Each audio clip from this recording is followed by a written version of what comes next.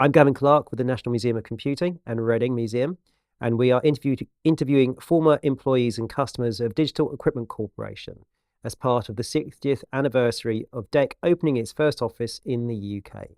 It's December the 5th, 2023, and we are in Reading. And I'm here talking to Richard Briggs. Richard, please, let's start with some basics. Tell me just briefly your full name and your place and date of birth. Richard John Briggs, born in Aldershot, Hampshire, 1950. Okay. Just some background about you, first of all, your kind of your education, where you went to school and further education, and what was the family like, and that kind of background. Okay, well, could be a long story. My dad was in the army, so I went to about 13 schools. Germany, Far East, Libya, Malta, England, from time to time. I had a very varied education. Eventually they put me into a boarding school because the future was bleak academically if I didn't settle down. And I actually went to a naval training school because at the time I wanted to go to sea. That's long gone now. When I left there, I did a final year at a normal school and I did A-level maths and physics. That was a decision which in hindsight was quite clever for someone who was only, whatever I was, 17 years old, because my hot subjects were geography and history. I wasn't very good at maths and physics. But I did maths and physics A-level, and guess what? I failed them. But that got me an apprenticeship with the Board of Trade, National Air Traffic Control Services, later the Civil Aviation Authority, National Air Traffic Services as they are today. And that apprenticeship was in Bletchley Park, which is interesting. I spent 2 years in Bletchley Park. The whole Enigma thing, of course, was still a secret, but there were rumours flying around if you lived there long enough. I then left there and I finished my apprenticeship. I worked in the control tower at Heathrow. This was not computers. This is all basically radio communication equipment. However, it was at Heathrow in the tower that I first touched a digital PDP-11. Sorry, 8, PDP-8, which was used to process data from, they call them Daleks, at various points on the runway, which measured, it shone a light from one to the other, reflected it, depending on the ambient light. You could work out the visibility, present it in front of an air traffic controller, and he could then tell an incoming aircraft. But the only thing I ever had to do to that was occasionally it would crash, and I used to have to go up to the floor it was on with a paper tape, follow the instructions, press a few buttons, and it would reboot itself and off it would go. After that, I decided to go in the RAF to fly. So I was in the RAF for a year and a half, training to be a pilot, but that didn't work out. But that was a good period. Left there, rejoined the CAA as it was now. Did a lot of installation work, once again on radio communication systems. But I could see the light was computing. So I got the opportunity within the CAA to transfer as a trainee programmer at the London Air Traffic Control Centre, which was near Heathrow, which controlled all air traffic over the south of the UK. And turned up, there were about 8 of us. I really wanted to I knew they had a big IBM mainframe, which was like all the talk. And I wanted to get onto that. There were about 8 of us, and 4 were put on the IBM system. The other 4, including me, were put on this new project with digital PDP-11s, which didn't mean a lot to me. But I was disappointed. I guess I hadn't been on that project very long when I realised I'd actually made the right decision, or someone had made it for me. Because whereas up to that point, software was all a bit airy-fairy to me, and I really wanted to touch things and, screw things. I actually found software actually really, really interesting. And so I was a programmer there for about 2 years. I did an HNC in computer studies at Reading Tech. The CAA paid for me. And then I returned the favour by leaving because we lived about a quarter of a mile from the brand new DEC headquarters at Imperial Way. DEC Park. And I just thought, I was working on digital equipment, and I thought, wouldn't it be cool to get a job there? And I applied for a few jobs, and eventually in November 81, I got offered a job. And really, via takeovers by Compaq and HP, I stayed with digital until, well, HP as it turned out in the end, till 2011 when I took a redundancy package that was on offer. That's me. So interesting, you had this very early choice, well, option of IBM versus DEC. You were disappointed. What was it about the IBM system that you thought, got to get on that, and DEC was like? I think at that point, IBM was the place to be. I mean, we were talking 1978. Certainly, if you didn't know a lot about computers, which I didn't, everyone had heard of IBM. They were also sending people to the US for a year's formal hardware training on IBM. And even IBM engineers don't get that. And a lot of my fellow ex-apprentices did that. And they also left shortly after and got well-paid jobs at companies like Amdahl and was it Harris Computers and people like that, Plug IBM. But I mean, I guess the salutary moment was, as I said, the CA paid for all of us to do an HNC here in Reading. And I can remember it very well, Fortran. So we learnt Fortran. And us on the digital stuff would go back and during lunch break at work, sit down on a VT100, bash in the code, assemble it, task build it, compile it, error, correct it, error. By the end of the lunch, we'd done our week's homework. The guys in the IBM had to get it punch carded, put it on a remote job entry system, up to wherever it was processed. The results came back a day later. They were very lucky to get their homework done in a week. And I thought, the future is digital. So that's when I realized that this was definitely the right decision. And it was also, I say to young people these days, getting a job with digital then was like getting a job with, if one of your kids came in and said, Dad, I got a job with Google or Apple, you'd be pretty impressed, wouldn't you? Digital was like that. And people took a pay cut to join digital. I did. Salesman, commission-based salesman joined digital. There was no commission. Why was, from your perspective, as a relative outsider, a new person to digital, you got your first taste of digital systems, devices, and actually using the stuff. Did you know much about the company? To form this opinion? Only via the fact that I worked on their equipment, and I'd met, obviously, maintenance engineers, people come in and install software and that sort of thing, and they were all young. I remember this very well. When I was in the CA, it was effectively a civil service. You go to lunch, and even at the age of 27, you'd be one of the youngest on the table. I remember when I was in digital, I'd only a couple of months, and you go out for Friday lunchtime drinks, as everyone did in those days, down the pub at Friday lunchtime. And I just remember looking around, and there's about 8 people, and apart from my boss, I was the oldest. And that continued right through my career. When I finished, I was, how old was I? 60. And I was working with 28, 30s, early 40s people. So it was a young company. That was the other thing. It was just, it was, and I think it keeps you young as well when you're working with young people, sort of generally. How did, I suppose, this young culture sort of, manifest itself around you? Was it just the way people related to each other? The ideas that were coming through, the management style? I've written some bullet points on a bit of paper just in case we forget. But no, I didn't really. The only comparison I could make was my time in effectively the civil service, right? Even though the CAA had moved off the civil service, it was still very civil service in its culture. I mean, there was so many things, like everyone was hung up in the CAA about whether you had a degree or not.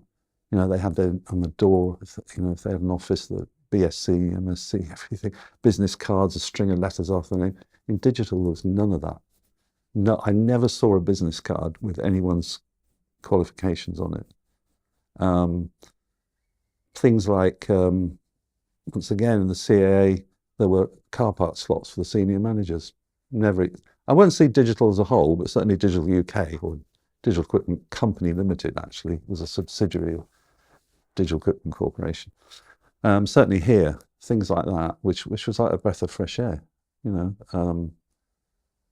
But I didn't have experience of other companies, so perhaps all American multinationals, IBM, Hewlett Packard at the time, perhaps they were the same, you know. But that was the big difference for me, was this young go, you know. One of the worst thing in digital was to do nothing, you know. They'd rather you did it wrong than do nothing, within reason. Tell me, let's go back then. So you've what was the first? So you've gone for a job at Digital. What was the job you went for? The first job I went for was in a place called Viables, which is in Basingstoke, which is their telephone support centre for the UK. And did you see a job advertised? How did I can't really remember. I think I saw it advertised. I applied for it. I went for an interview, but I didn't get the job because what I didn't realise was I was working on real-time radar processing systems, right? I didn't even know how a printer worked. We didn't have printers. You know, they asked me what I realised later on, very basic questions about how you control a printer. You know, in software terms, things called X on, X off, if you've got any. I had no idea, you know, because I wasn't working on that sort of stuff. I was working on real-time, no disks, you know, real-time radar. You know, I mean, stuff had to be tested till the cows come home. People's lives depended on it. That was a big shock. Even when I joined Digital, they did testing, but it's not like we did it in the CAA. But then I realised, yeah, but people's lives don't depend on it here. So, so you didn't get the first job you applied for. I didn't get the first. You might have applied for the wrong job.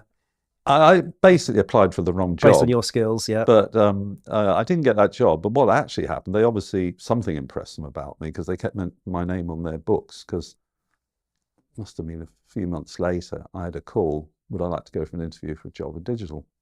Oh, yeah, that sounds good. So I went for another job, which I got, which was, once again, in hindsight, I realised some years after I moved on from that job, it was the best thing that ever happened to me, because it was in a group that my job title was maintainability engineer. That's the job you were given? Yeah. Right. And my wife to this day takes the mickey out of me because of that job title. What it was you can imagine, and this was in digital software engineering. There's actually part of the corporate engineering empire stretching back to the US. So it wasn't actually, I was paying conditions were UK, but I was actually part of the corporate engineering group. And basically the philosophy was, you've got all these amazing software engineers with brains the size of planets, you know, and they're producing all this fancy, if you let them loose, they produce all this fancy stuff using the latest and greatest, and it would go out to the field, and you know, the average field service engineer would have no idea. You know, it was, so our job was to make sure that what was coming out of engineering was maintainable, economically maintainable. And there was a similar group for hardware as well. And so I was involved with Office products, word processing, email, DEC Talk, which was the thing that, you know, that, what's his name, the guy in the wheelchair used. What's his name?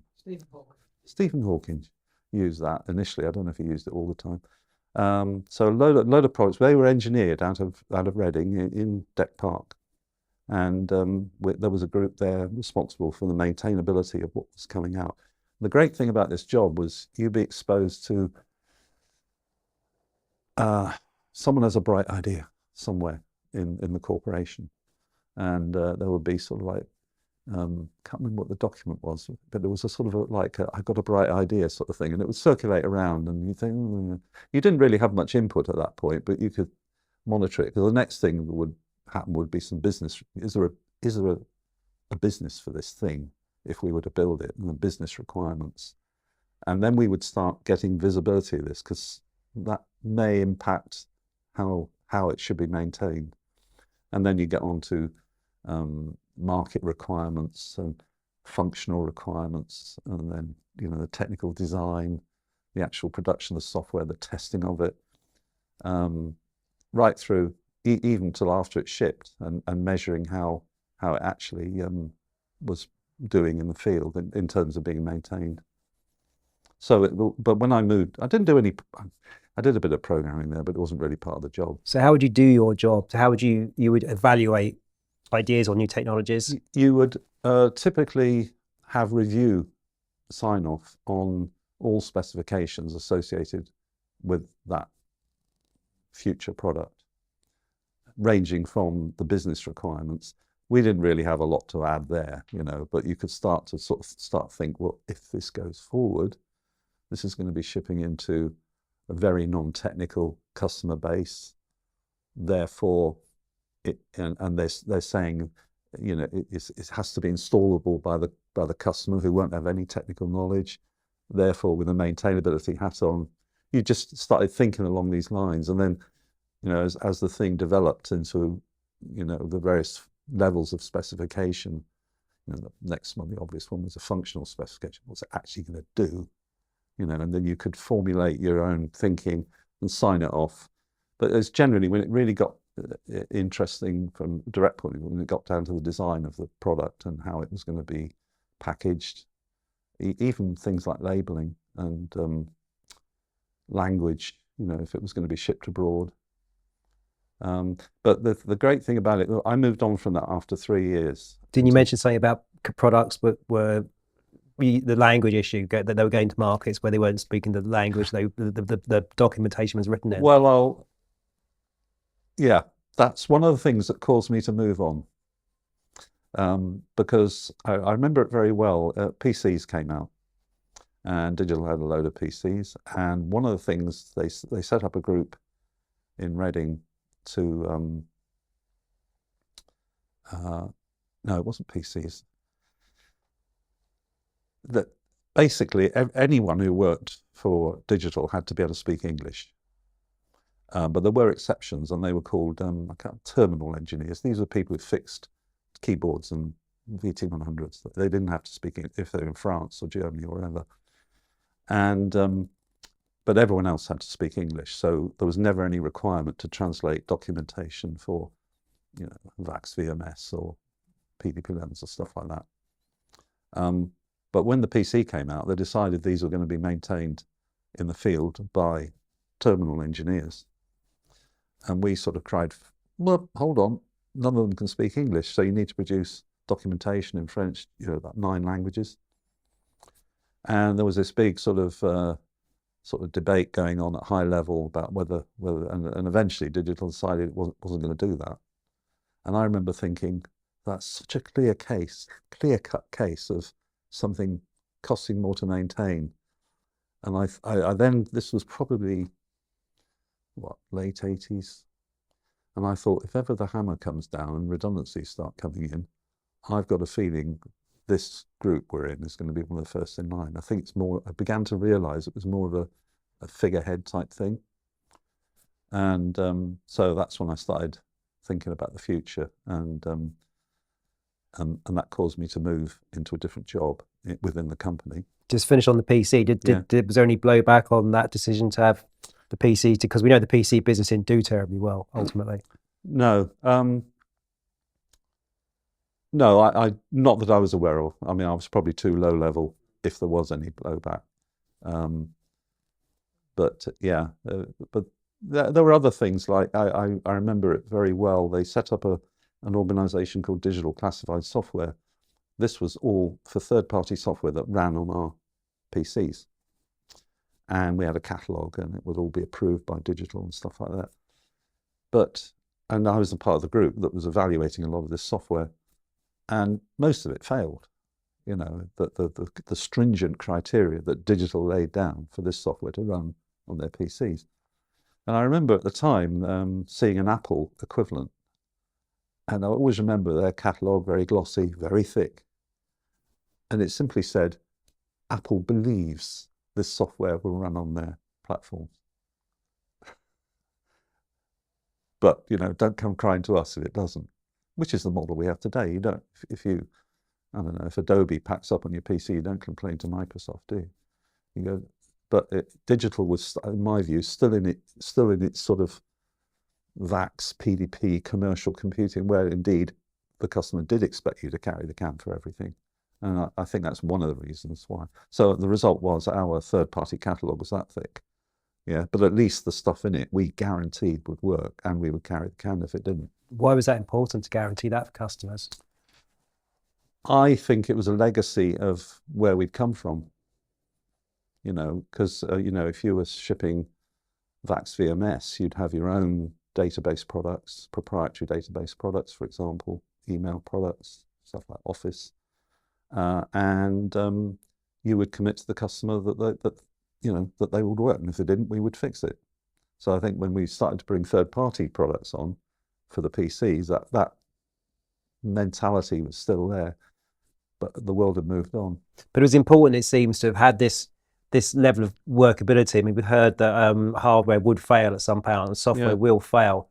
Obviously, DEC was going into places where that couldn't happen, even though the market for PCs was quite small at the time and the user base was quite small, but people had a high expectation, didn't they? And this is where the DEC's dependability sort of came from. You're probably right there, because at that time, probably most PCs were being sold into companies which had traditionally, in Digital's case, bought digital VMS, PDB-11s and stuff like that. And so they had this very good impression of digital, and maybe Digital was thinking we need to carry that tradition along with PCs. That will differentiate us from Apple, for example. But of course, what happened is it went into people's houses, didn't it? And the world was different there. So you had this very interesting role, was it maintainability engineer? That's a very interesting intersection to be at, isn't it? Between the high idea concept world and innovation and making it work in the field. Again, another thing DEC was clearly wanting to get right for the sake of the customer. I mean, the reason for me personally, that job was so valuable is when I did move on, I went out to the field. I worked in pre-sales then, supporting salesmen. And I realized I'd learned the whole life cycle of a software product, and yet you've got guys in the field, salesmen, other pre-sales consultants who had not worked in that environment. I'd talk about business requirements, market requirements, and all this sort of stuff. I had a clue what you're talking about, and I thought, because I've had 3 years training in how you, from the inception, someone's bright idea through to actually shipping a product and upgrading it and stuff like that. So that was, I realized, a very good job for me. It helped to set the course for my future career in IT, which was not really that technical, even though I was ostensibly a technical person. I was never actually that technical. I failed my A-levels, didn't I? Well, let's go back, so where did you go after the maintainability engineer? Because you had a few times, you were in the field supporting, I think. So no, not after that. Well, when I started looking around for an alternate job within the company, I didn't want to leave Digital, that's certain. And that was another thing, you see. I've got these things written down in case I forget. When I was in the CAA and told them I was leaving, I'd already made up my mind that I was going to do my utmost to help the transition from me, the 3 months notice or whatever I had to give, to whoever was going to take my place. Because I felt really bad, because they trained me, paid for me to do an agency, taken me back after I left the RAF, and here I was doing the dirty on them. But my boss was so upset that I was leaving that I thought, to hell with it, But when I joined Digital, what I found at about this time, after 3 years, they almost expected you to change job every 3 years to give you the experience of the company. And when I mooted the fact that to my boss in Digital that I'd like to move on to a different job, he actually helped me. He said, well, I know someone. What sort of job do you want to do? I said, well, I don't want to be a salesman, but work in the sales environment. What you want is pre-sales. I know someone. And through that, I got an interview, and I changed jobs, and that happened. I worked in marketing, I worked in various other sort of projects, systems integration. It was just almost expected that you'd change. They'd almost ask, if you've been in a job 5 years, questions would be asked. Why? So I went out to the field, I call it field, because this was for digital equipment company, so I was now working for DEC UK. And I got a job in Ministry of Defence pre-sales. So that was a sales group selling to the Ministry of Defence. So you had a team of salesmen, and supporting them, you'd have a load of what's called pre-sales consultants. Digital had so much technology, a salesman couldn't possibly go and talk about any of it all. So I specialised in networks and communications. So if they wanted someone to go and talk to them about, Richard, can you come and talk to my customer about the latest version of DECnet or whatever it was, then I would go out with the salesman. And typically, if there was an ITT issued, you do the networking part of it. Other people would do the servers, operating system, that sort of thing. So that was my first role out there. And fundamentally, that's what I continue to do for the rest of my working life, but at a different level.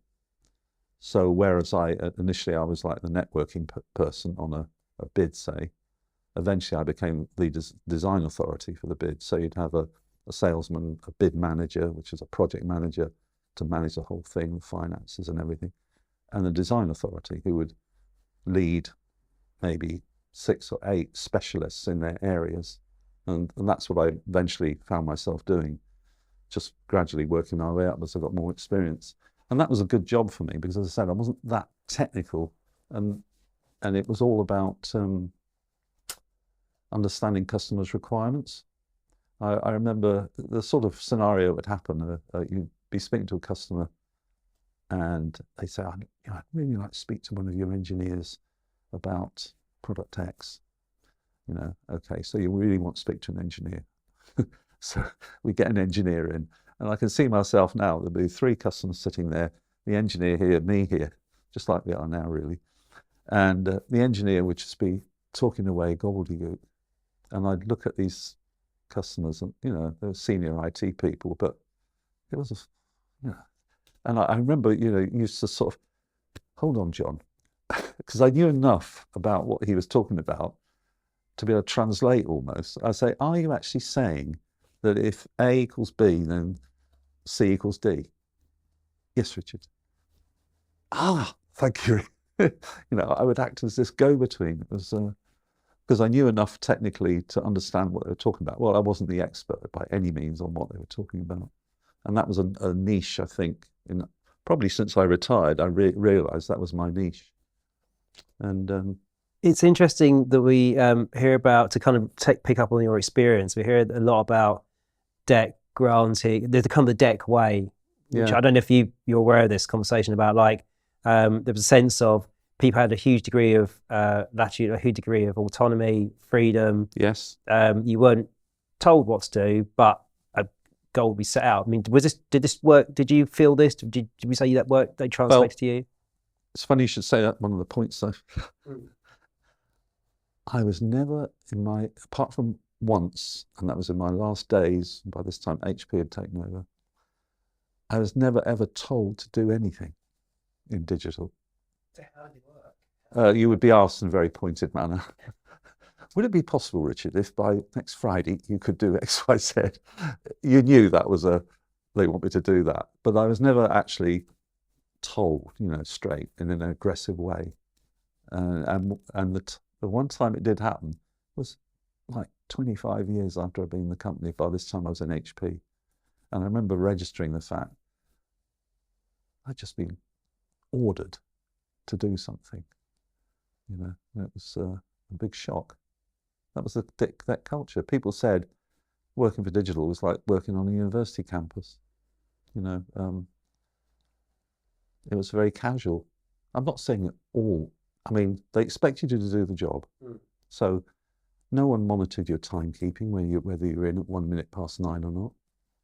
But they certainly measured whether you'd done the job or not. And they expect you to work all hours to get it done for no extra money. There's no overtime, you know. So how would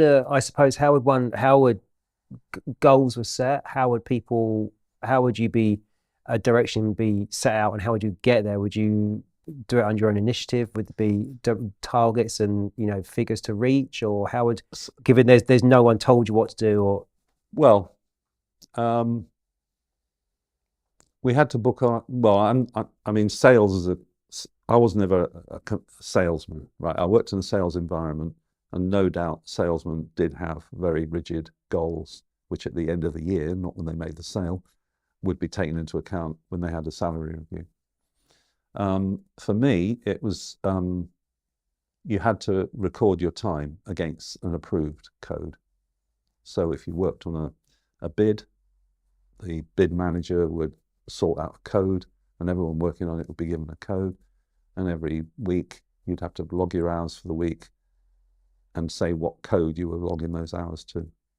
And yeah, if you didn't have anything to log your hours against, then you need to worry. So you would fish around and make sure you found something to do. But was I my own boss? yeah, did you have a sense of personal responsibility, this autonomy? So it seems like a lot of people, like you say, they weren't told what to do, but they were giving a lot. They were allowed to amass responsibility, and they were trusted to do these things. Yeah. One of the things I realized about that particular job, that pre-sales job, which is basically what I did, and projects throughout the rest of my working life, you didn't have to be very self-motivated. You were driven by events, so you'd be sitting there minding your own business, and a bid manager would call you, Richard, ITT's just come in from British Telecom, got 5 weeks to answer it. We reckon it's 100 million. We need you to lead the team and help me put together a team of technical people. Who are the best people in the service? Can we get hold of them? And so you didn't have to motivate yourself. You were motivated now, and that was the sort of job you were driven by what was happening in terms of the business. So I didn't go out and look for business, for example.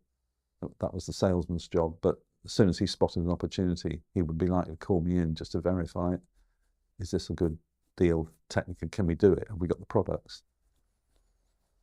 But you found your kind of plate sort of filling up in this way, and I found it. I mean, a lot of this in hindsight. You think about this after you retired and think back over your working life, and you realise that I never had to really be self-motivated at work, because the motivation was always coming through the door. You dreaded that call, on your phone on a Monday morning.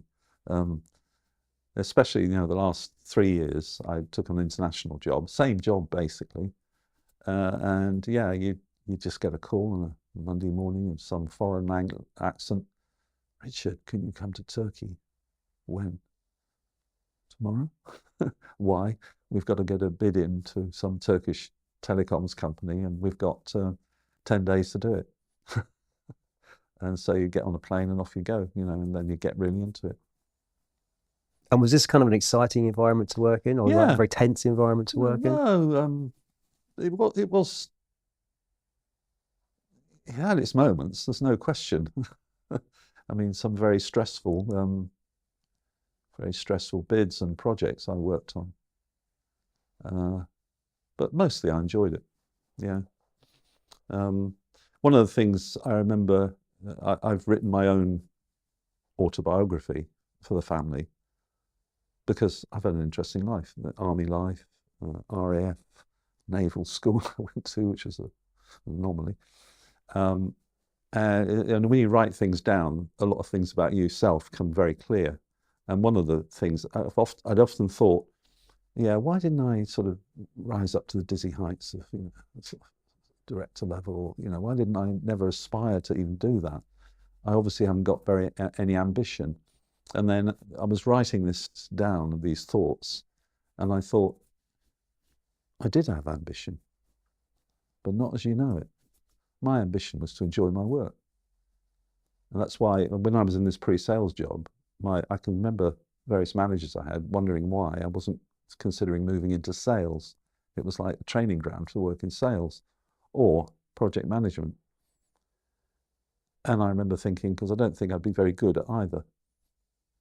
I'd be okay as a salesman, but my experience of observing salesmen, and I've seen more salesmen come unstuck than you've had hot dinners.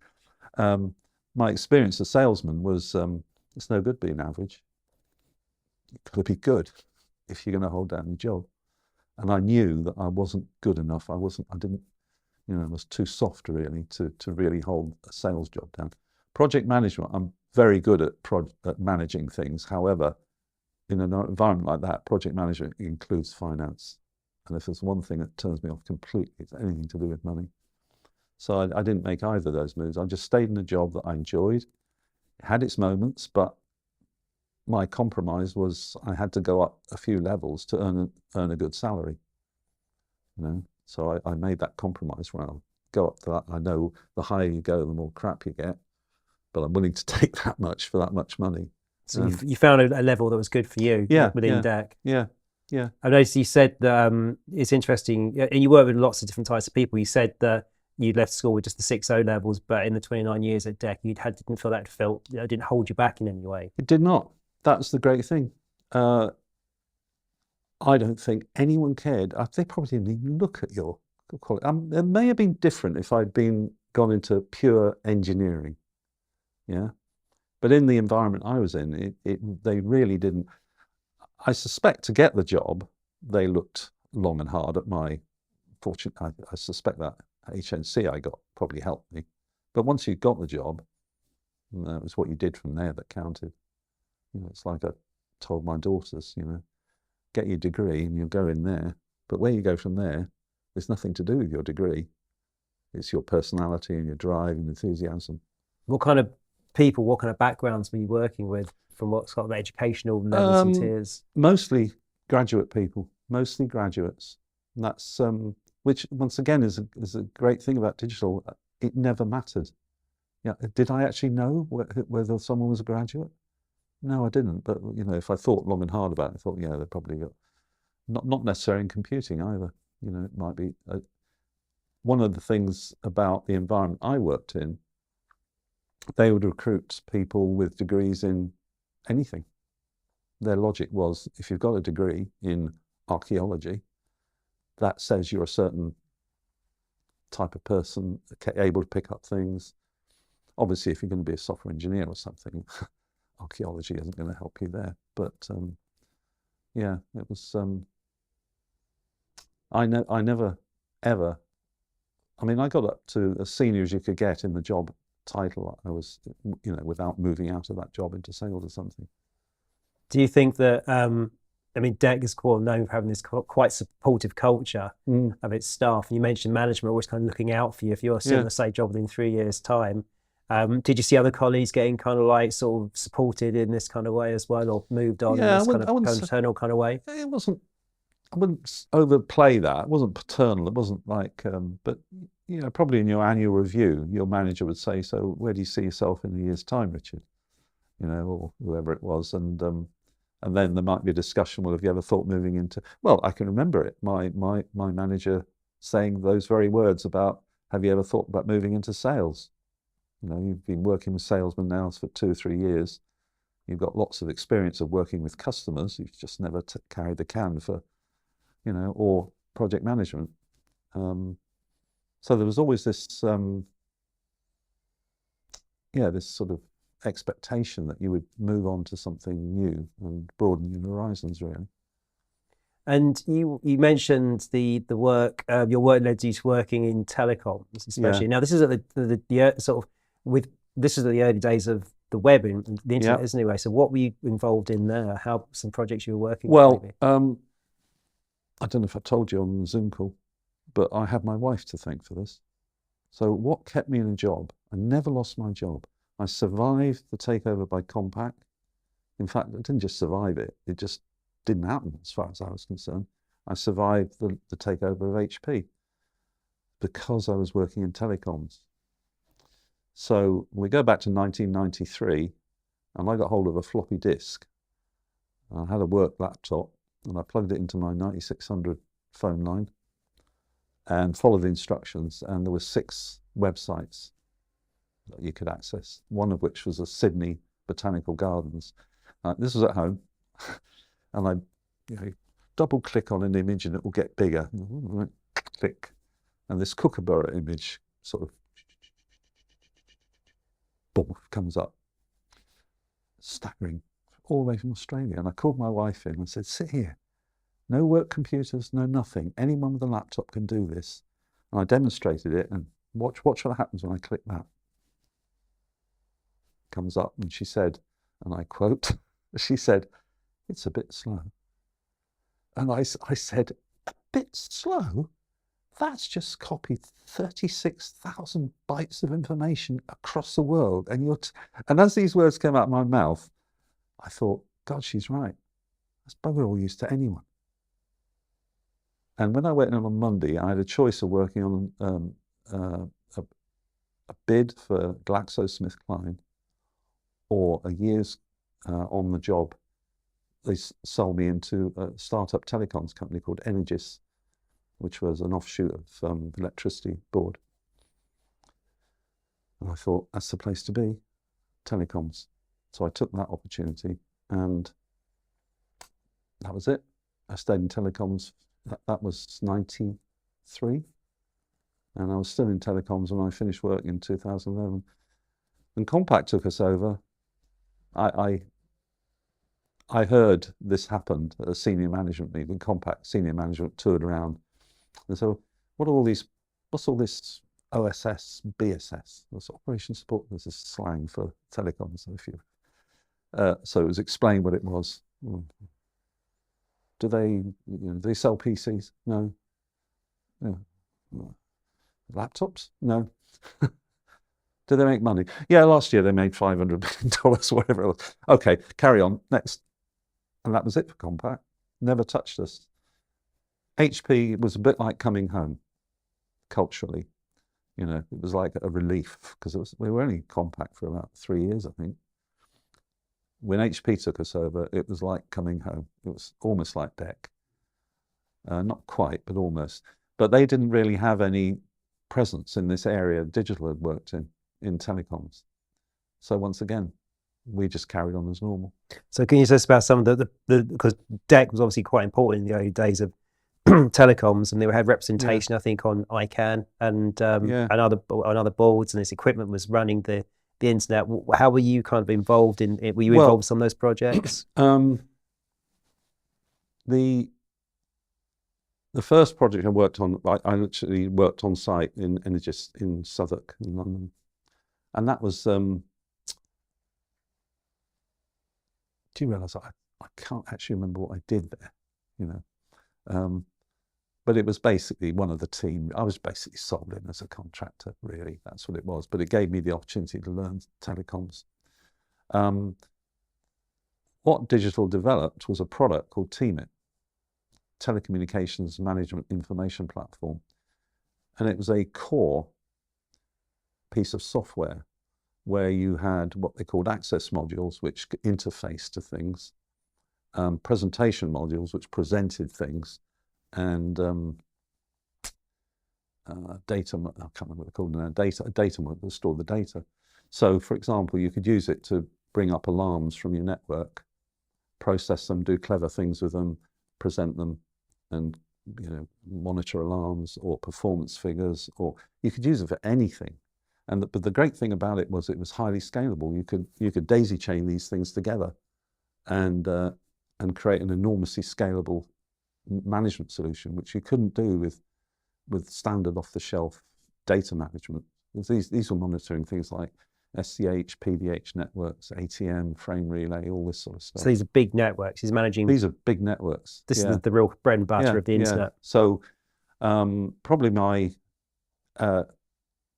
the first big project I worked on was for BT, and they literally came to us and said, we've got this problem. We've got all this PDH, SDH stuff all over the country. Digger goes through a cable somewhere. We get alarms everywhere, but no idea where the fault is. is there anything we can do? And so, you know, we proposed our product with a module that actually did some clever. They had a very good naming convention in BT, so you could use that to actually work out things. And we won this big project in BT to do fault management, and off that we won a number of projects for performance statistics using the same product. You know, this was engineered in the south of France. And but probably my claim to fame was BT came to us in about 97 and said, "Can we meet you?"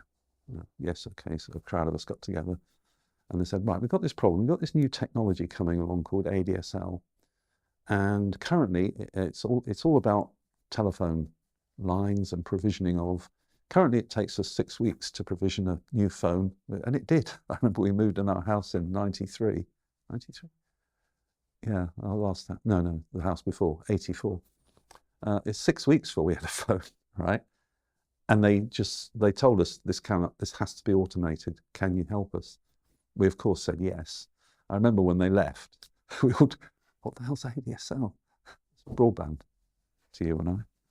And we had a proof of concept that we could build a system between their order handling system and the element management systems from companies like Fujitsu, Ericsson, and people like that, and automate the whole sort of order processing down to the exchange level.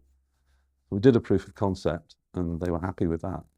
And away we went. And the last time I spoke to anyone in HP, whenever you have a BT broadband connection provisioned, it's still using. It's changed out of all recognition, but it is still using that system we put way back. Yeah, so we had this product, Digital had this product called TMIP, which was just, it could be used for any management function within a telecoms network. And no one else had that. So, which is why when Compaq took us over, okay, carry on, makes money, that's an important thing. And similarly, HP had OpenView, but they were all data management for IT type stuff. They didn't scale for telecoms networks. Were you aware of what was going on at the time? I suppose the scale of what you were involved in today, you can look back and say it was the birth of the internet. Broadband? But, yeah, were you aware of anything? No. Were any of us? No. No. They obviously knew, because they knew that there must be no manual from someone taking your order and hitting the submit button. There must be no manual operation in provisioning this to the customer. Otherwise, it'd take forever. So I worked on a number of those projects for BT. And another big one was not related to that product at all, but later on, because of the boom in telecoms, Vodafone came to us and said, "We have this problem." And the problem was they had completely lost track of what equipment they had. So they'd send an engineer out to a base station to put an extra card in for a bit more capacity. You get out there, you've been driven 3 hours on top of some mountain somewhere, no slots left. And so they needed an inventory system for their whole network. And we worked with a company called Kramer, which was a British company based in Bath. I think they're now owned by Amdocs. And we delivered this inventory solution to Vodafone for their networks. And that was a massive project. So by this time, the way I was working was typically, I'd work on the bid. If we won it, I'd then work on the project for the first 6 months. And by that time, I'd probably run out of my usefulness because it was getting very technical now and I really wasn't there. But I was able to sort of be the seamless transition, if you like, between the requirements and then you get the really good engineers on board. And then after that, I'd move off onto the next opportunity. And that was great because I could stand up in front of the next customer. And like I was taken to China as a result of that inventory thing. We went around several Chinese telecoms companies, and I was able to stand up and say, not we, I have done this, you know, and that was really credible for selling something on to the next thing. Did you have a sense of who the competition was at the time, who DEC was competing against for these projects? I don't think there were. Everyone was there, you know, but I don't think they had the products, which is why we did so well in BT. You know, I didn't work on all these, but we delivered provisioning for broadband ADSL, as it was called, which was me, but also ATM and frame relay. We had a performance management. I didn't get involved in that at all based on this teaming project, taking performance stats and basically monitoring them, and the fault management system I talked about. They were all big BT projects. There never seemed to be anyone with a credible. The biggest competition actually was the telecom providers. So I remember the ADSL one. Fujitsu was one of the suppliers to BT, probably still is. And they, of course, they had what they called element managers to control their equipment, but they wanted to move up the stack. So if there was Ericsson, as there was, they wanted to be able to move up the stack and manage Ericsson as well. And Ericsson similarly wants to move up the stack. And that I don't think any telecoms company within their right mind would allow that to happen. So you could be a trusted partner. We were a trusted partner, yeah, exactly. So, but we'd obviously have to work closely with those people should we win the contract. But they're thinking about it, and it's an interesting question that I can never remember having any competitive close calls with any of the IT companies. It was always the telecoms companies, Siemens, Nortel, when they existed. Yeah, but that was good. I enjoyed that. So my job after I left that maintainability engineering was really started off in pre-sales, where I was just the networking person, the DECnet typically on a bid. You know, there'd be a server guy, there'd be whatever other software database, you know. And then as I moved up, I took control of, I'd probably still dabble in the networking bit, but I'd have a specialist there who was up to date on everything. And then I'd be overall in charge of the technical solution. One of the interesting projects you were involved in was the MOD and the Navy and a system called Oasis. That's right, yeah. Tell me a little bit about that. That was the first thing I got involved in after I left engineering. And so I was in MOD pre-sales, and the Navy, or MOD on behalf of the Navy, issued an ITT for, they wanted an administrative system for their ships, you know, word processing, stores accounting, and they issued this ITT for Oasis, which was onboard accounting and stores inventory, I think, system. And I was asked to work with the salesman on the bid and talking to the customer and stuff like that. And it was, when was this? So this was, oh dear, God, struggling with the year it was. And the reason it's important is because halfway through this bid, selling, we go down and the MOD guy we're dealing with puts a Computer Weekly or something in front of us. What's all this about Ken Olsen saying Unix is snake oil? Because they're requirements for Unix. And we were, like the rest of the deck was, what? Unix? And, you know, so we were quite far ahead of the game here. And yeah, so we were trying to say how our version of Unix was the best thing since sliced bread, basically. And we go down there, and there's this headline, one of the computer papers, Ken Olsen, our Lord and Master, reckons Unix was snake oil. So we had to sell around that. But we didn't win that on price, really. In fact, when we lost it, the staff down there, one or two of them, the salesman said, were absolutely appalled with digital, because you have to remember, on the customer side, they were all steeped in digital. You know, they knew digital equipment. They was almost as true blue digital as I was, you know, and they felt they'd been let down because now they were going to be sold this rubbish system, which was cheap as chips from someone who'd won on price, basically. Was DEC?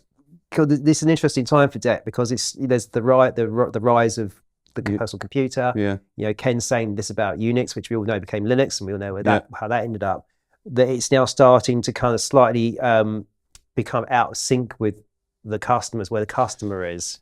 Yeah, obviously I'm not an expert here because I'm as low down on all this. But from my perspective, I mean, there's an interesting. I had been sold Unix as a result of this bid because I always remember they specified a word processing package called Lex 11, and we had to put on demo. And so the man from, I can't remember the company now, Lex 11 came in to install Unix, not Unix, Lex 11 on our Unix platform we'd set up for him. And he came in and he installed this, and the version of it was called Pro Venix. It was on a small PDP-11. And he'd say, "Oh yeah, well I'll put this on Ultrix then." That was the mainstream digital offering, Ultrix. And I said, "It's not Ultrix, it's Pro Venix." Okay.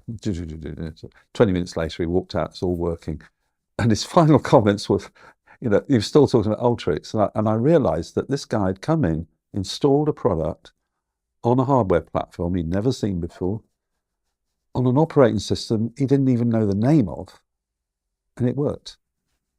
And I thought, try doing that between MVS and VMS or anything else. And I suddenly saw the light. And I remember going to a marketing meeting, just a general marketing meeting, a presentation they were giving, and they were talking about market share of companies. So, thing that there's IBM sort of 35%, Digital Equipment Corporation 30%, HP sort of 10%, and there are all these others. Little, and I remember this marketing guy sort of saying, well, just ignoring the others, because obviously the competition was IBM there. And I remember looking at all these others, thinking Unix. I said, no, I thought that diagram's wrong. It's 30% IBM, whatever it was, 30% digital, 50% Unix. And I remember that very well. So the DEC is slightly going out of sync with the market, and also there was a sense, wasn't there, that Ken came from the top. Ken thought that the products were superior, and they were in many ways, but he didn't want to get involved in the PC market because he wanted to build the best PC, not a commodity PC. Did this kind of, obviously this was a culture that was around, very much alive in the company, like the marketing guy who had the downer on the Unix market, for example. You saw this in action, it sounds like. It filtered down to a low level. They were blind to what's happening. As I said, all they could see was IBM and all these other non-players. But no, they weren't non-players because they were all Unix vendors. Long since gone, of course, most of them. But I always remember that. And also asking a question about, and the same one, asking a question about Unix. And most people in the room looked at me, what the hell's, why is he talking about that piece of rubbish university software? Which it was, by the way. VMS was far, far superior. But those things don't count often. This return back to slightly happy times. Let's talk about sort of DEC. And you worked in the Reading area. What were the buildings you worked at in around the Reading area? Okay, so when I joined that first job in the engineering group, the maintainability group, was in Acre Road, which was still there, the building, a small room. And that was part of corporate engineering. And then we moved, the group got bigger when we were doing this PC software, for example, and we moved into DEC Park, which was, did you ever see pictures or, that was a massive building. I mean, you went in and there was this thing called the street, right, which went the whole length of the building, about 3 stories up. We had a bank, Barclays Bank, Hogg Robinson Travel Agent, a shop. It was just amazing. I worked there, and And then when I left that and moved into pre-sales, and I went down to Basingstoke. And then when I got into telecoms, they were originally based down in near Fareham. We have a building there. But that didn't last long. We moved all up to Deck Park in Reading, which was great because it was near my home. And then after that would have been about 94, 93, 94. And that's where I stayed until HP took us over and dust had settled and they sold the building and we moved to Bracknell.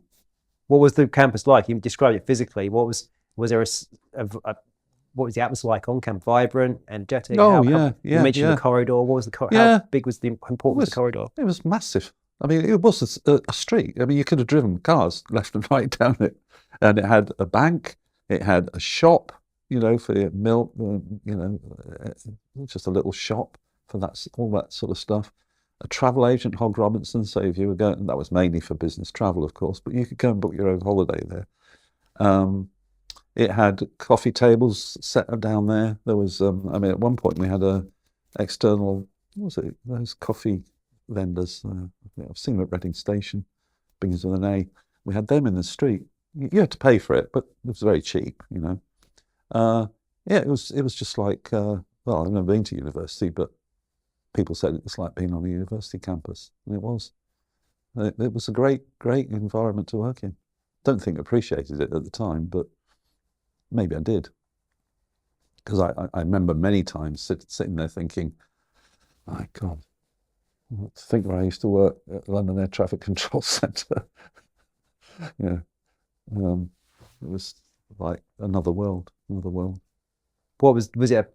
Did that help make things a productive environment? Did that bring people together, do you think? Well, yes, it did. And there's another, it's funny you should say that, because being an IT company, we were one of the very early work from home things. So if we go to 86, people didn't work regularly at home then, but sometimes I had a design job to do. I remember for a network for Barclays, and I just couldn't do it at work. I need peace and quiet. And so I'd go home and do it at home. But I didn't have any connectivity to work. I just say, look, I'll be working at home. Give us a ring if you need me. But in, what was it? 87, the hurricane, the big hurricane. That's the year it was. We're sitting in one of the buildings in Basingstoke, and we had 2 or 3 buildings in Basingstoke. Looking south, talking to a project manager, and we saw a huge pile of smoke in the distance, and we thought, that's the M3. Big crash on the M3. The pile of smoke got bigger, and we thought, that is a big crash on the M3. And then we get people sort of saying, I can't get through to such and such system. And then gradually we realised it's one of our buildings on fire. One of our buildings burnt down, and the other side of near the M3, the Basingstoke. Now, no one was injured or anything, but the building was written off. But they managed to relocate everyone to different offices where there were spare desks. And because the big thing about digital computing, it was distributed. Yeah. So, you just carried on as normal. And they made a big thing of this from a marketing point of view. And but then clearly someone somewhere said, hold on, how many employees did we have in that building?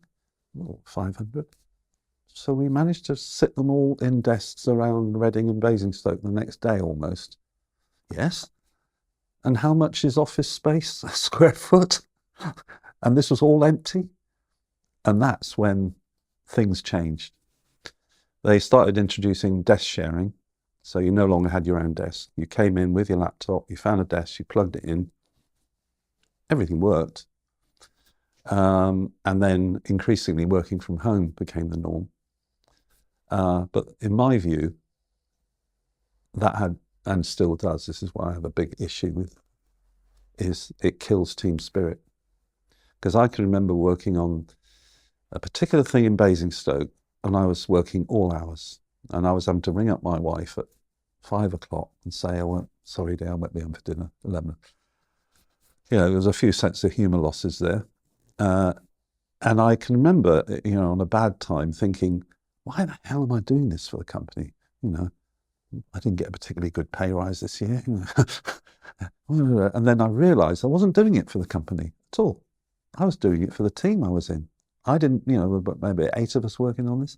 I didn't want to be the person letting everyone down. How important was the team culture at DEC? I think it was very important. I think it's very important anywhere. And what I noticed when home working really took off, and it took off in HP, I suppose, long before it's become commonplace. To my mind, it killed that team spirit. People did their job, but I can't help thinking that you need to develop a team spirit, and the only way to do that is people physically near each other. Well, let's talk about the concentration of people who were in Reading, and you mentioned Park One. How integrated would you say was DEC in Reading? Because obviously in the US, when we talk about tech campuses, they're out of town, they're off the freeway, and they have their own companies that build banks on campus. Here, it's a very metropolitan area. Was DEC removed from Reading? Did the Readingites see I think DEC? Well, I can't speak for from your perspective, average person, but everyone knew about digital. Or actually, there's a problem. We had customers come one day, got off the train at the station, asked the taxi driver to take them to DEC. Of course, the taxi driver says yes. He drives around aimlessly for it seemed like forever until these customers start sort of questioning him. And it turns out he didn't realise that digital was DEC. If they'd said digital, he would have known exactly where to go. No, I think it was very, very much part of the as I was saying, before I joined digital and lived in Reading, I saw these cars with, "We have seen the pyramids at DEC Park." And it was a take on, "We have seen the lions at Longleat." Longleat down in, was it Wiltshire? If you'd been to the safari park, you had this sticker that said, "We have seen the lions at Longleat."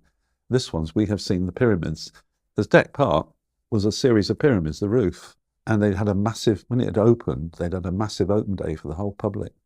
And there was this was before I joined, so I didn't go, but all sorts of attractions and everything. And they had all these stickers sticking on their cars, "We have seen the pyramids at DEC Park." So that was probably indicative of at least how digital wanted to integrate into this area. One of the things that, remember I said, one of my jobs, I ended up down near Fareham. And that's because, interestingly, and was this a wise decision? Probably. Digital wanted to expand. It had so many buildings in Reading. But as I understand it, the council wouldn't allow it. They didn't want all their eggs in one basket. Don't know whether that was a rumour or true. The result was this new building they needed. They built it down, or took it over down near Fareham. You could argue that was probably a wise decision ultimately. So let's talk about, just coming to the end, the endings of DEC. I mean, you joined in 81, I think. Yeah. You were there for quite some time. You referenced several times being owned by Compaq and HP. Yeah. What was the feeling? I mean, you obviously, you had what, 25 years there with the company through Total. different brands of ownership. 29 and a half years. That's a substantial part of your life. How did it feel to see, because the Compaq and HP acquisitions are quite concentrated at the end of the life of the company. Yeah. How did it feel to see that going down like that? When Compaq took us over, I don't think there was any hint that was going to happen. Not at our level, anyway. In fact, I can remember we were working on a BT project, internal meeting in DEC Park, and our project manager knocks on the door, comes in and says, "Oh, you heard the news?" No, just been taken over by Compaq. And it's like, you could have heard a pin drop. I mean, Compaq? IBM, maybe. In fact, who else could? Even HP wasn't, in IT terms, competitive, as but Compaq, I mean, they make laptops, don't they? And I mean, I still maintain that if it's not already discussed, but in years to come, skullduggery will be uncovered there, because Ken Olsen, the founder, had been ousted by that time.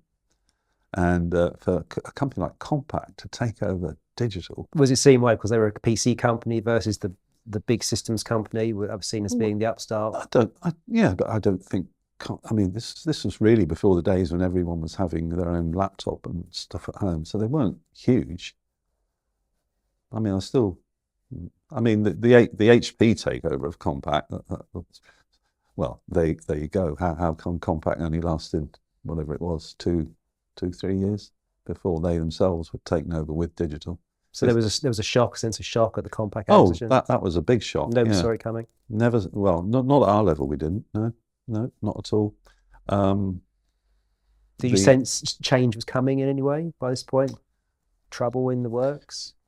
Well, the first big redundancies had happened in digital in '92. In fact, some people would argue the first ever redundancies. I don't know how true that is, but the first big redundancies happened in '92.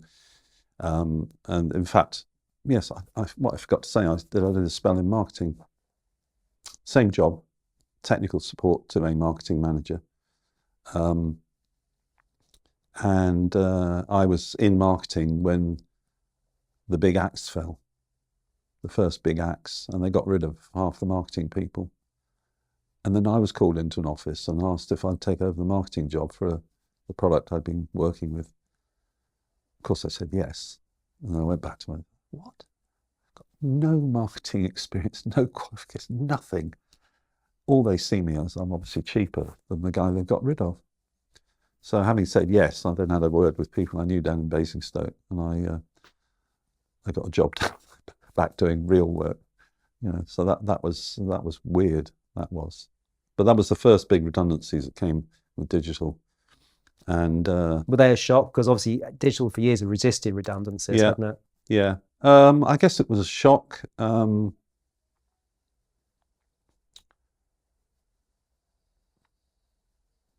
I don't know, maybe we were so busy that we just right, that sort of thing.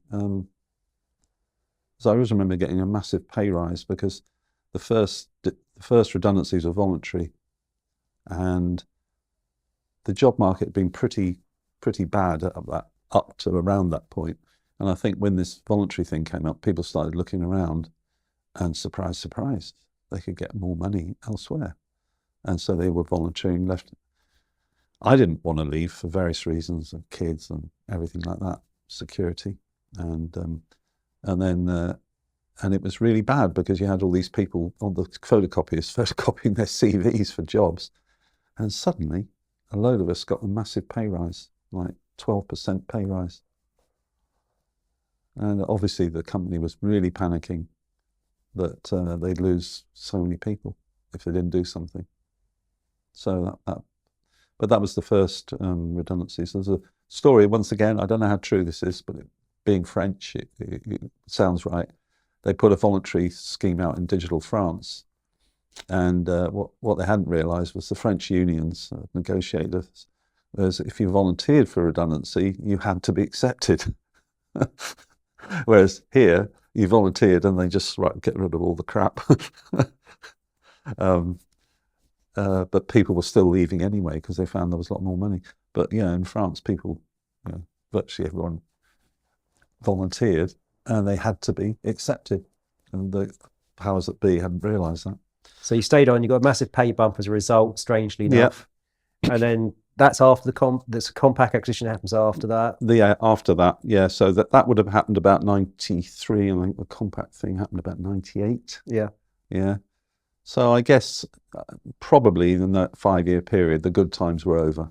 And what was it during the HP acquisition? So the HP acquisition came along. Surprised by that one? Did you see that coming? Yeah, I was working on a telecoms project in Switzerland, sitting in the customer's project office. Knock on the door.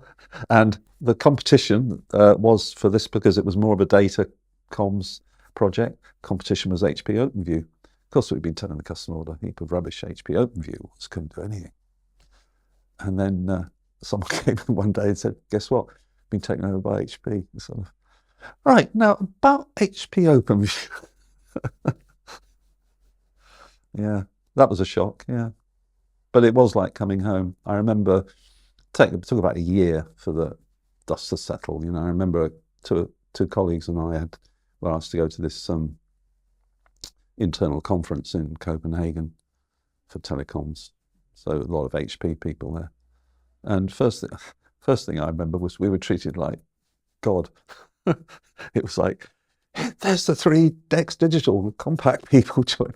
But it was just like coming home. You know, the sort of people I was dealing with were just, they could have worked for digital. Whereas, so I always viewed that as quite a good thing. The main difference I remember about HP and DEC was everything. Every email you got from HP management was from Palo Alto, and most of it didn't apply to you because you were in the UK. You know, it might be pay, I don't know, you know, conditions, something to do with change HR type stuff. We never had that with digital. Never. It was always from the UK. So it always struck me that digital was a lot more focused locally on its local subsidiaries, whereas HP just looked at everyone as the same. Which, because towards the latter period, I managed 12 other solution architects, which was the job title. And I remember 2 of the guys were middle-aged and unmarried. And every one of these pieces of HP email came, they'd phone, Richard, I don't agree with this. You know, just ignore it. It's not relevant. You know, well, I can remember thinking, these 2 guys just want to get married, get a wife, get some kids. That'll knock the perfection. None of the married guys. I remember that. But yeah, that's what I noticed. HP was seemed to be a lot more corporate focused, whereas HP was a lot more communication was done at the subsidiary level. Subsidiary level. Yeah. So finally, just thinking about, so you left eventually. What was the forcing factor, and how did you feel about that after that time? When I finished work, you left HP by this point. How come you left HP after having gone through the acquisitions? Well, 2011 I left, so the HP takeover was 2001,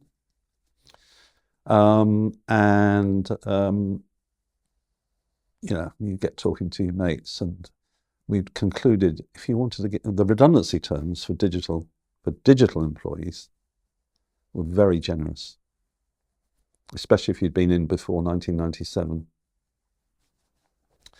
And the question is, how do you get it? And we used to joke and say, you need a job that's got international in the job title, program in it, and you got strategic as well. You know, you're in the international team for the XY as a program initiative. You're probably going to get made redundant. Anyway, I did get a job abroad, like a firefighting role, based in the UK. But I was for the last 4 years that I was working. And then I had an Italian boss, and he rang me up. Well, I'd said to him over a beer sort of thing various times, I said, you know, Domenico, if you need to get rid of anyone, I'm old, got kids are left home, no mortgage, you know, you've got all these young guys with their kids, you know, appealing to his Italian sort of nature. And then one day in early 2011, he rang me up and said, do you want to take redundancy, Richard? So I said yes. And yeah, I finished, my last day was the day Kate and William got married. It was a bank holiday, so I didn't have to go in. But yeah, but the redundancy terms were very, very good, much better than had I worked for HP all those years. I never understood this. Redundancy terms seem to relate to the pension scheme you were part of.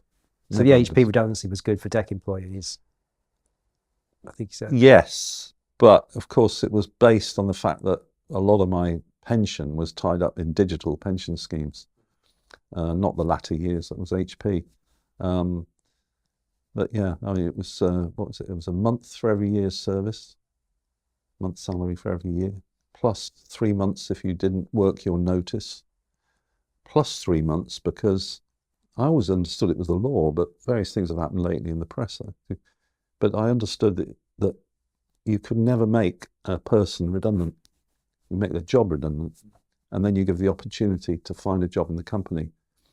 And HP would give you 3 months to do that. But if you didn't take it, they'd pay you another 3 months. Whereas I think if I'd been working for HP all that time, the maximum redundancy was 6 months' salary. So tell us then. So DEC is now completely gone. What's the kind of legacy, I guess, for you, or for the world at large, for you and for the world at large? How has DEC, I suppose, it molded you or influenced you, or what's it left you? And then what do you think DEC's legacy on the world for the world is? DEC's legacy for the world. That's a big question, isn't it? What about for me first? I realised, I always knew it at the time, but I realised even more how lucky I was to work for that company. You go on these Facebook groups for old, and then you consistently read people say, I left DEC in 1997 and worked for, but Digital was by far the best company I ever worked for in my, because I didn't really have anything to compare to, really. Let's say, I know Compaq and HP took it over, but really things didn't change for me. So I keep reading people who've flitted around, but maybe done 10 years in DEC, how it was the best company they ever worked for. And I'm thinking, and the other thing is, on a lot of these big bids we worked on, we worked with other companies. I remember there was a British company up in Hemel Hempstead, no names. We worked with them, and the culture in that company was incredible. In what way? Aggressive.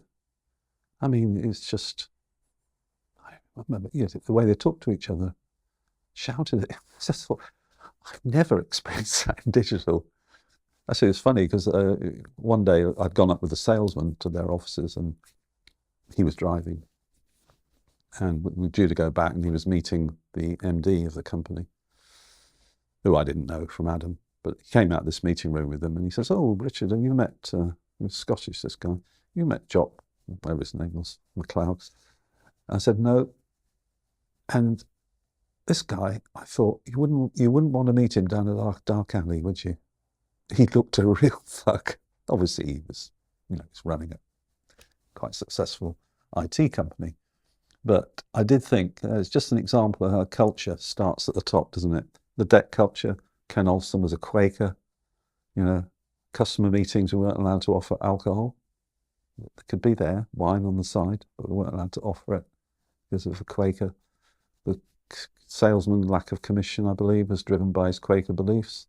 And I think it filtered down, all the way down. And you go to this company and you meet all this aggression going on, and then you meet the guy in charge and you think, oh, that's why.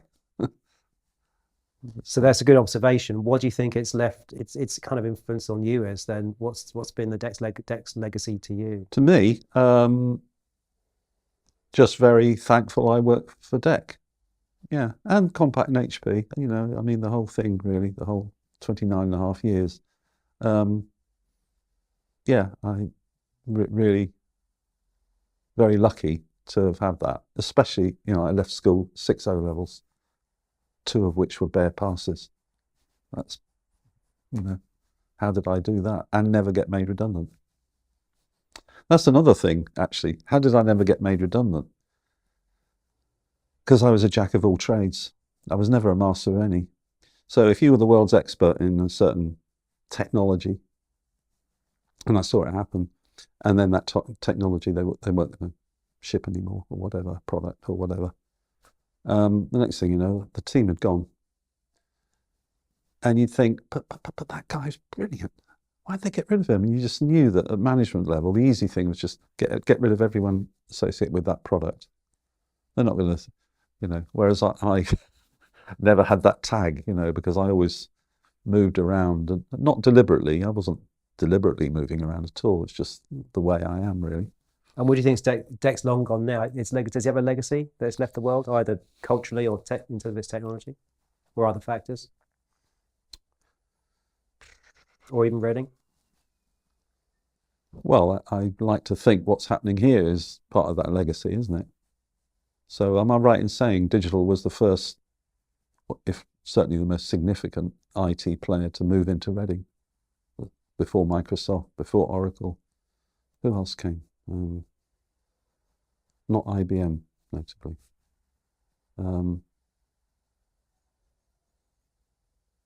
Yeah, I mean, if I don't know. I've never really thought about the wider legacy of digital. Certainly left a good feeling, I think, for people who worked for the company. Yeah, and that in itself is a legacy. Mm.